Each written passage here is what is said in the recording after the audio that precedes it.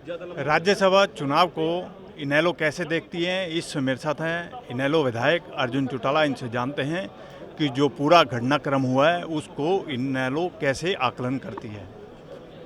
देखिए जी, कल एक बात तो साबित होगी, नागनाथ और सांपनाथ दोनों इकट्ठे मिलकर के चले हैं, ये बात तो साबित होगी। और जो लगातार हमारे ऊपर आरोप लगाते थे किसी भी चीज़ को लेकर के, आज उनको अपने खुद के गिरीबान में झांक के देखना पड़ रहा है, नहीं पड़ रहा। आज इन लोगों की असलियत दुनिया के सामने आ गई। बार बार कहते हैं क्रॉस वोट, नाम गिना दो अपने। भाई अगर इन लोगों ने आपके संगठन को धोखा दिया है तो हुड्डा साहब आप बचा क्यों रहे हो इनको? पब्लिक में आओ, नाम दो, ये 5 विधायक है, इन्होंने नाश कराया कांग्रेस का, इनको हम निष्कासित करते हैं, कर दो। यदि ये बचा रहे हैं तो इसका मतलब ये है हुड्डा साहब ने ही क्रॉस वोट कराया है और अब हुड्डा साहब ही इनको बचाना चाह रहे हैं, इसलिए बात सरकार पे गिर देते हैं। चौटाला साहब, इनेलो ने मतदान में हिस्सा क्यों नहीं लिया, क्या कारण है इसके पीछे? देखिए जी, हमने प्रदेश के सभी साथियों से पूछा, तमाम जनता से पूछा, हमारे संगठन के सभी साथियों से पूछा और सबकी राय लेकर के ये फैसला लिया गया कि भी हम अब की बार अब्सटेन करेंगे।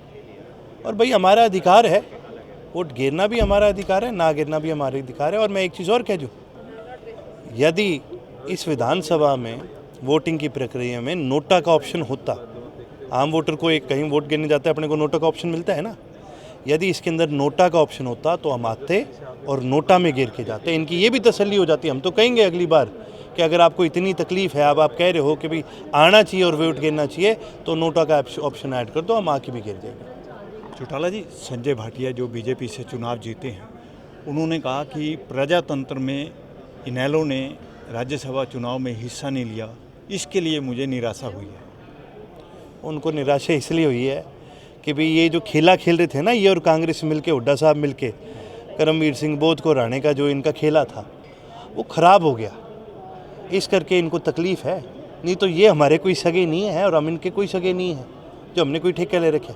मैंने आपको क्या कहा, राजनीतिक प्रक्रिया में हक होता है, वोट गिरने का भी हक होता है और वोट ना गिरने का भी हक होता है।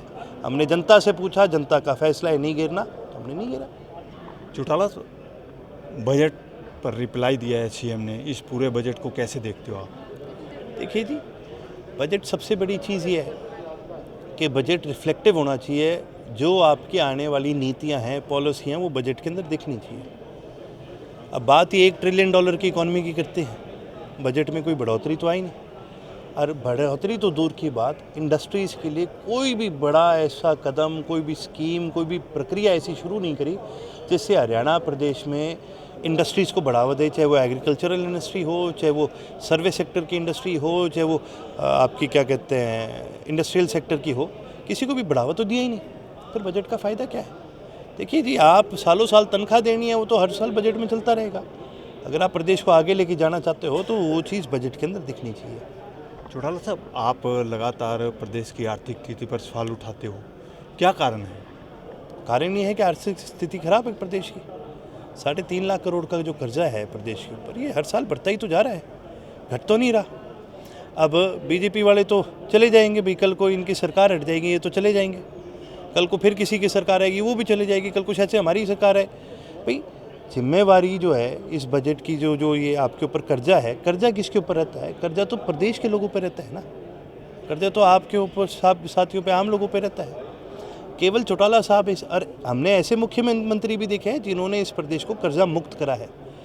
हम जानते हैं कि कर्जा मुक्त करना आसान है इस प्रदेश को, आप अगर मेहनत करोगे तो कर सकते हो। चौधरी ओम प्रकाश चौटाला जी ने अपने 5 साल के कार्यकाल में हरियाणा प्रदेश को कर्जा मुक्त कर दिया था।